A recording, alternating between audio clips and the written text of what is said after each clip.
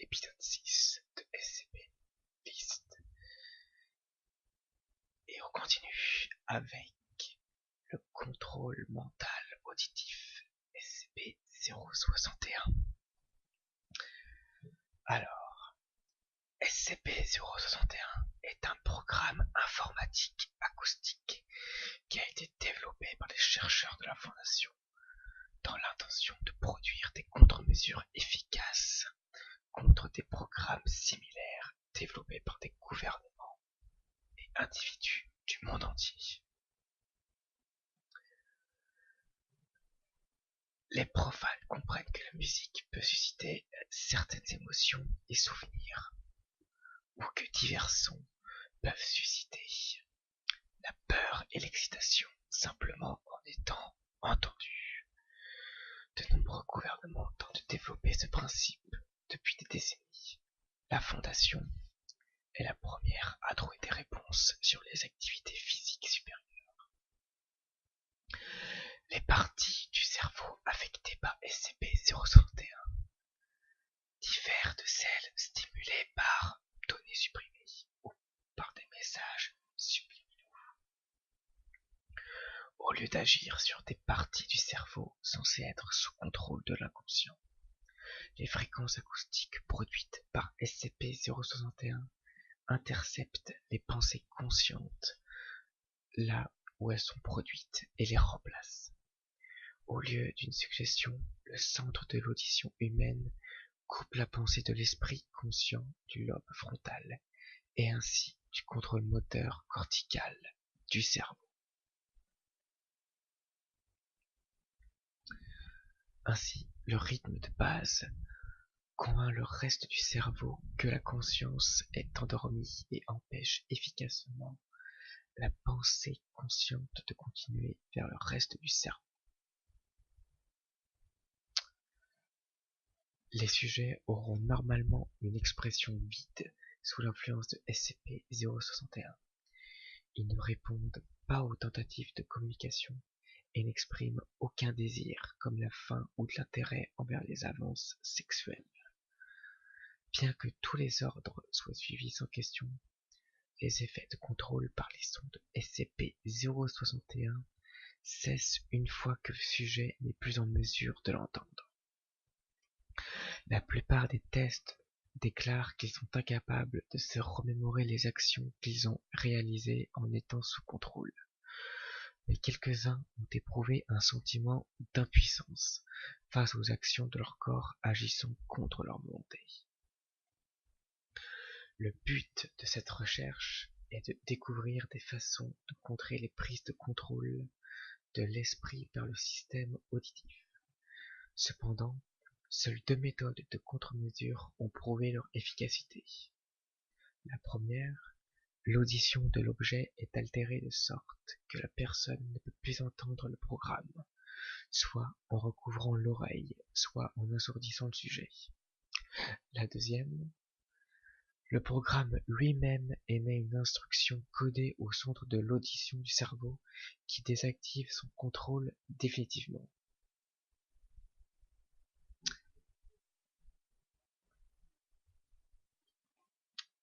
Alors, par exemple, là, il y a un exemple. Donc, ils ont pris un sujet, ils ont donné l'ordre au sujet de dormir. Donc, en fait, avec les sons, ils ont donné l'ordre, en gros, de dormir. Et la réponse, donc le sujet se recroqueville en position fétale sur le sol, et son cerveau commence à émettre des ondes alpha associées au sommeil. Ses yeux restent ouverts dans une expression vide, typique des sujets contrôlés. Ensuite, ils ont pris un autre sujet et ils ont fait pareil, sauf que là, ils ont mis comme ordre de courir sur un tapis roulant. Donc, en réponse, le sujet monte sur le tapis roulant et commence à courir. Le sujet n'allume pas le tapis roulant de sorte qu'il s'écrase sur la plateforme de contrôle. Ensuite, après, un autre sujet, allumer le tapis roulant et de courir dessus, il fait... Voilà. Et vous avez compris. Ensuite, SCP numéro 062, autrement dit, l'ordinateur quantique. À mon avis, celui-là, il va être compliqué aussi. Le titre. SCP-062 semble être un ordinateur de bureau sans marque, logé dans un boîtier en aluminium de fabrication indéterminée. SCP-062 est exceptionnellement lourd et pèse environ 24 kg. Aucune étiquette ou marque n'a été trouvée sur l'ordinateur. Les mots « L'information, c'est la liberté » ont été trouvés rayés à l'arrière du boîtier, apparemment avec une clé ou un objet similaire. L'inspection de l'intérieur de l'unité centrale a révélé que SCP-062 est vide et ne contient qu'une carte de circuit imprimée vierge à l'endroit où la carte mère d'un ordinateur personnel standard serait. SCP-062 ne fonctionnera que si l'unité centrale est complètement scellée, et tenter de l'ouvrir lorsqu'il est en fonctionnement le fera immédiatement s'arrêter. Malgré cela, SCP-062 fonctionne comme un ordinateur de bureau normal, sauf que son système d'exploitation, ses performances, les données contenues et la langue semblent être différentes pour chaque activation.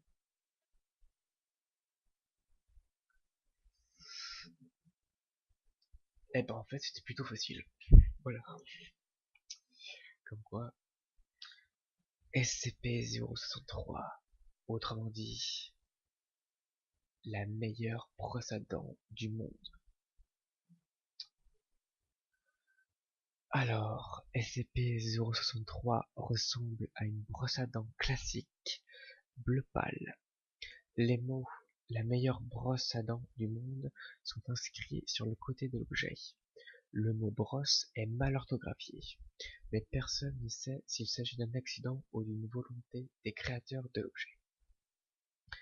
SCP-063 a la capacité de détruire sans effort n'importe quelle matière morte ou non organique, le point focal de cette capacité étant les poils. Cependant, la matière touchée par les poils n'est pas coupée, comme ce serait le cas avec un couteau, mais complètement supprimée, ne laissant aucune trace de son existence. Ce mode de fonctionnement rappelle celui de SCP-2207, suggérant que les deux anomalies sont liées ou qu'elles aient été créées par la ou la même entité. Évidemment, ce sera beaucoup plus tard pour SCP-2207. De plus, les sujets ayant utilisé SCP-063 ont déclaré que l'expérience avait laissé leurs dents remarquablement propres. Malgré ses capacités extraordinaires, les analyses ont montré que SCP-063 est entièrement constitué de plastique classique. Oui, je l'avais dit à l'autre fois qu'il y en a qui sont sympas. Celui-là, il en fait partie. Puis il y en a un autre, il est aussi pas mal. SCP-064, l'architecture de von Neumann défectueuse. Alors pour une fois, il y a une photo.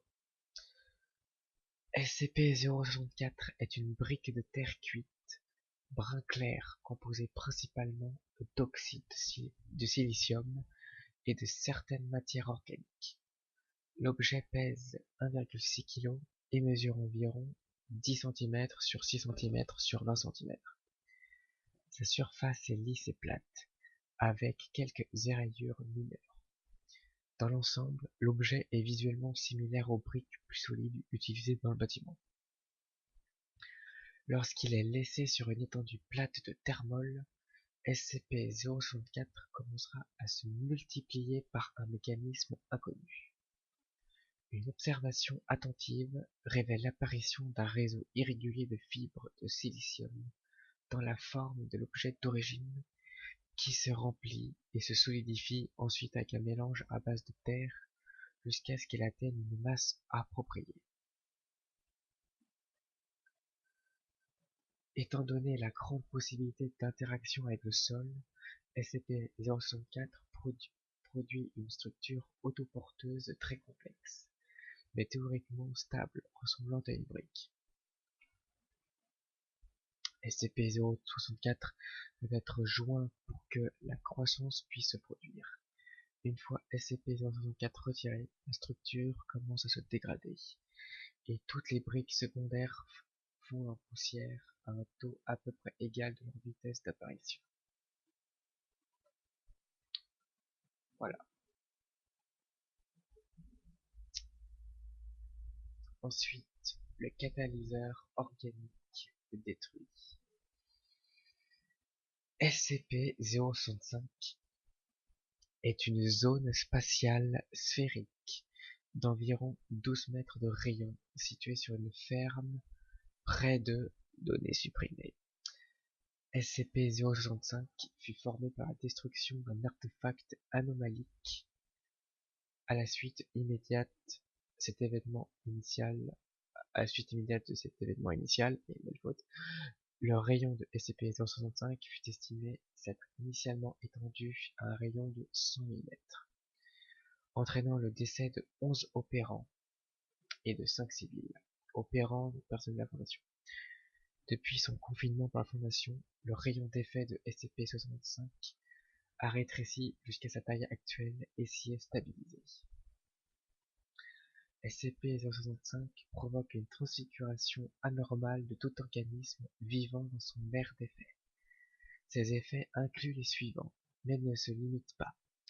La régression des cellules spécialisées à un état de souche indifférencié, la séparation et la fusion spontanée des cellules indifférenciées, la nécrose spontanée des tissus vivants et réanimation des tissus morts, mutation génétique rapide des tissus vivants.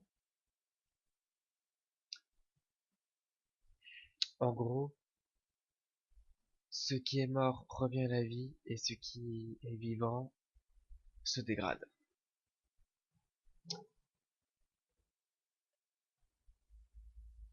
Pour faire court. Numéro 66. Le jouet d'Eric. Ah oui, c'est vrai. Je m'en souviens de celui-là. J'avais vu autre part. Alors, SCP-066 est une masse amorphe de fils de laine tressés, pesant approximativement 1 kg.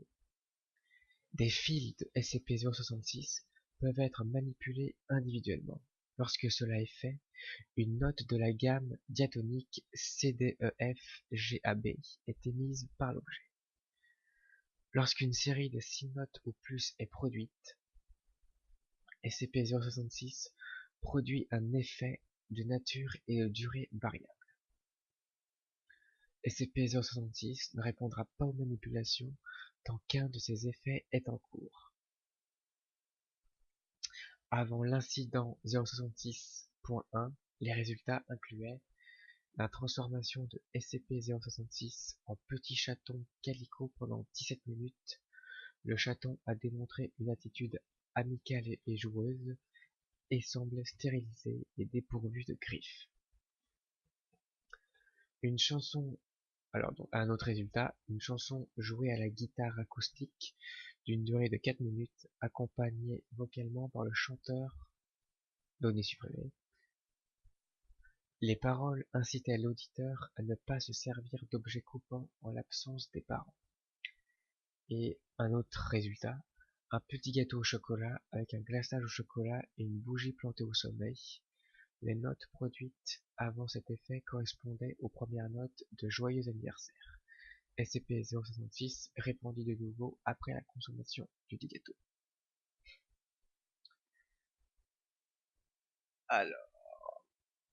Alors pardon, j'ai dit l'incident 66.1, en fait c'est 66.2, parce qu'il y en a eu deux, mais c'est surtout le deuxième qui a eu un gros effet.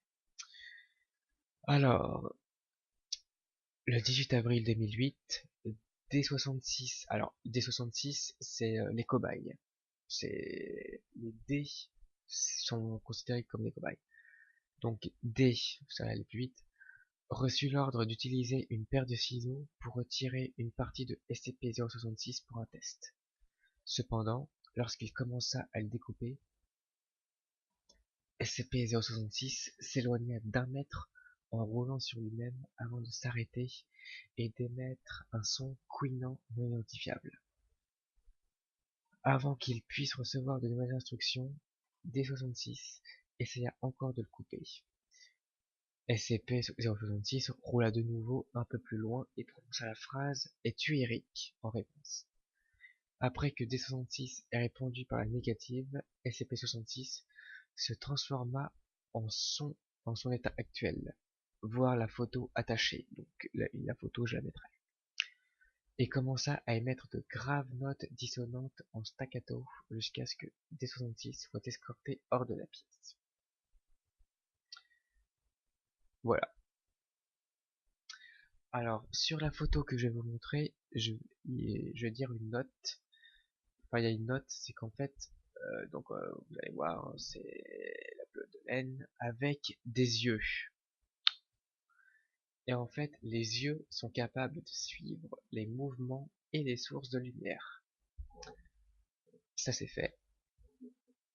Ensuite, le prochain est le stylo de l'artiste. SCP-067 est un stylo à plumes de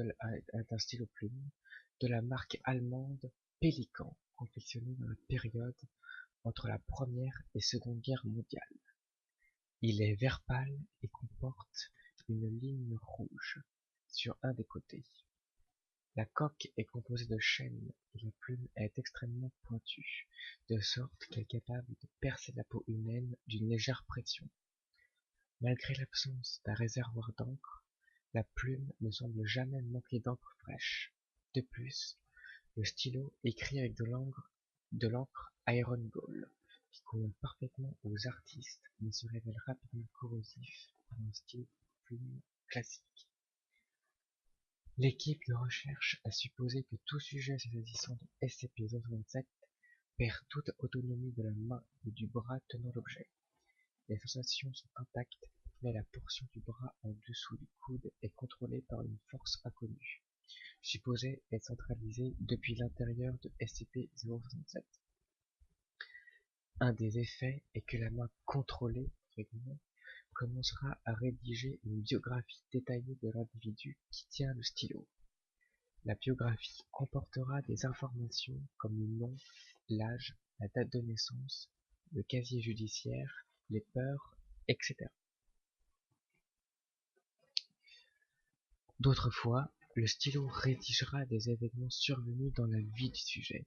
Par exemple, quand le sujet D120 saisit SCP-067, il coucha sur papier de manière détaillée un accident de moto qu'il avait subi 1 an auparavant. Plus tard, le sujet précisa qu'il ignorait jusqu'à présent beaucoup de détails présents dans le document.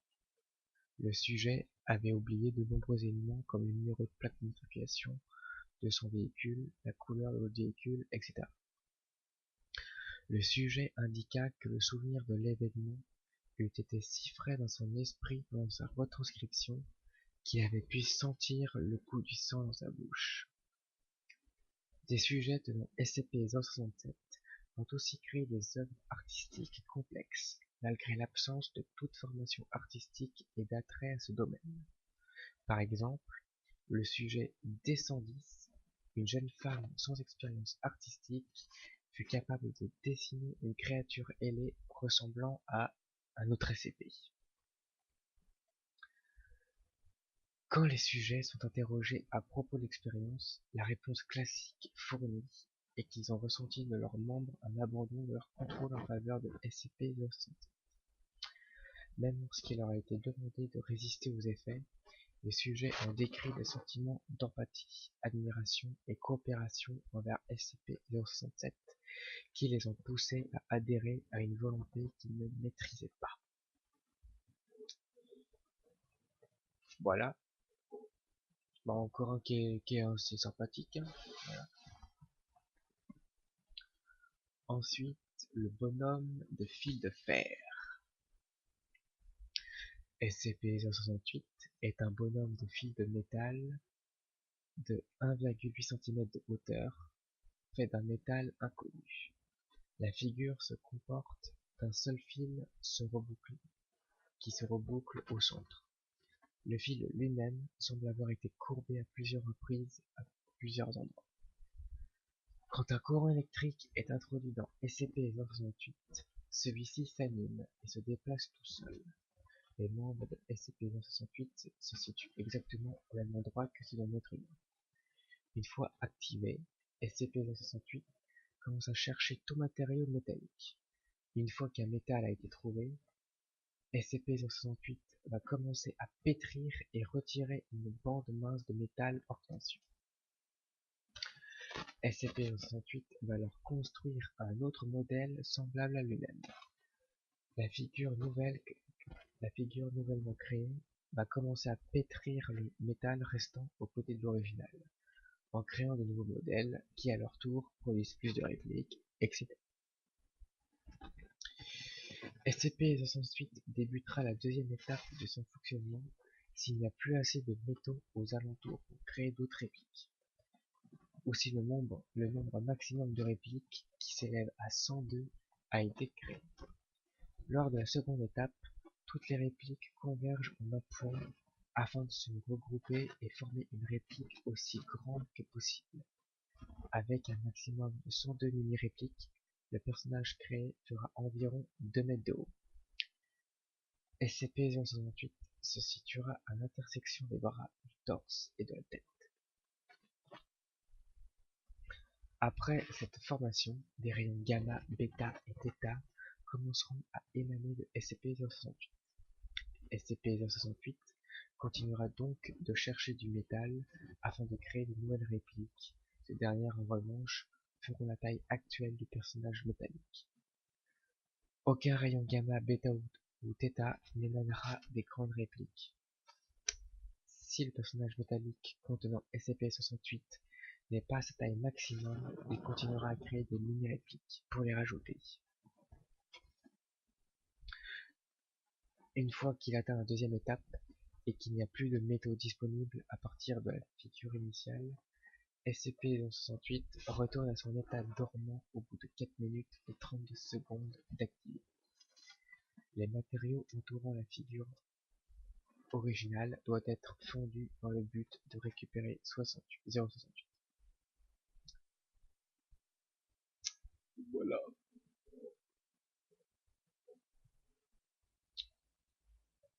Ensuite, seconde chance. SCP-069 est une entité présumée humanoïde, d'apparence et de sexe variable. Paranoïa inconnue, lorsque SCP-069 est laissé seul avec un humain récemment décédé, le cadavre disparaîtra et SCP-069 récupère l'apparence, le comportement et les connaissances de l'individu mort récemment. À l'aide d'expériences plus poussées, il a été démontré que SCP-069 est totalement indissociable de l'individu qu'il personnifie, copiant les empreintes digitales de l'individu, son ADN, avec une précision presque parfaite. SCP-069 n'a aucunement connaissance de ses capacités ou de ses anciennes identités. Il répond normalement aux blessures et à la douleur, mais s'il meurt, il se décomposera rapidement en poussière, les tentatives de préservation n'ayant aucun effet. SCP-069 réémergera ensuite à l'endroit de la mort humaine la plus récente. Il n'y a aucune limite de distance connue à cet effet, et jusqu'à ce jour, des déplacements allant jusqu'à 675 km ont été observés. SCP-069 peut imiter un individu indéfiniment. En revanche, il aura une forte pulsion de remettre sa vie en ordre, incluant, mais non limité à résoudre toute obligation financière ou personnelle en souffrance, visiter sa famille étendue, mettre à jour ses volontés et son testament, et d'autres actions du même genre. Quand il est questionné, SCP-069 ne déclare aucune autre motivation que de remettre de l'ordre dans sa vie. Voilà. Et puis, les personnels de la fondation le surnomment le voleur de corps. Et enfin, le petit dernier, les ailes de fer.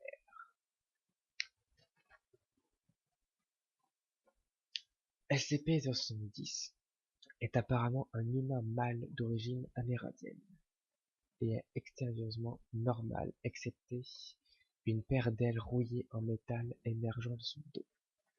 Chaque aile est composée de plusieurs barres de métal longues d'à peu près 6 cm connectées bout à bout par des rivets rotatifs, l'ensemble formant un tronçon articulé de métal de 2 mètres de long. Des chaînes de tailles variées pendent de ces barres, 22 sur chaque aile, chacune terminée par une pointe barbelée. Les ailes de SCP-070 agissent apparemment indépendamment de la personne à laquelle elles sont attachées. Et SCP-070 a déclaré à plusieurs reprises qu'il n'avait aucun contrôle sur elles. Cependant, quand des dommages physiques sont infligés aux ailes, SCP-070 a montré des signes de détresse physiologique, incluant la transpiration, le sang refluant du visage et des cris de douleur. On a déjà observé des ailes se déployer et se plier, voire faire fouetter ses chaînes très rapidement. Même si SCP-070 n'a montré aucune hostilité ouverte envers le personnel, il va souvent réagir violemment aux menaces perçues en fouettant de ses chaînes les assaillants, et en enroulant ses chaînes autour de son corps dans une posture défensive. Voilà. Donc j'espère que cette vidéo vous aura plu, et on se retrouve bientôt pour un prochain épisode. Je vous dis ciao.